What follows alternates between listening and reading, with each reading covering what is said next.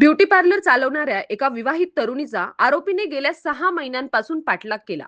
त्यानंतर महिलेच्या घरात घुसून तुला बघून घेतो अशी धमकी देण्यात आली. ही घटना दिनांक 24 एप्रिल रोजी रात्रीच्या सुमारास घडली. एक 26 वर्षीय विवाहित तरुणी राहुरी तालुक्यातील एका गावात राहते. त्यांचे राहुरी शहरात ब्युटी पार्लर शॉप असून त्या येऊन जाऊन आपले ब्युटी पार्लर शॉप चालवितात. सदर तरुणीचे व आरोपीचे 3 वर्षापूर्वी वाद झाले होते. त्याबाबत तरुणीने राहुरी पोलीस ठाण्यात तक्रार दिली होती.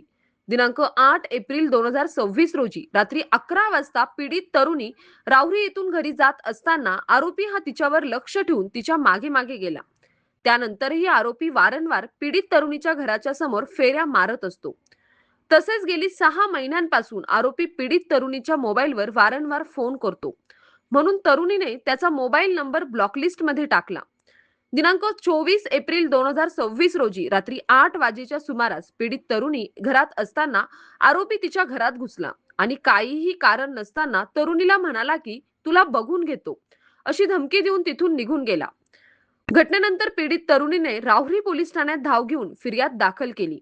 त्या फिर्यादीवरून आरोपी वैभव यादव भालेराव राहणार वरवंडी तालुका राहुरी याच्यावर विनयभंग व धमकी दिल्याचा गुन्हा दाखल करण्यात आला. पुढील तपास पोलीस निरीक्षक संजय ठेंगे यांच्या मार्गदर्शनाखाली हवालदार विकास वैराल हे करीत आहे. सतीश फुलसौंदर सह राजेंद्र मसे, MS न्यूज 15 राहुरी. अशाच नवनवीन बातम्या पाहण्यासाठी चॅनलला सबस्क्राईब करा.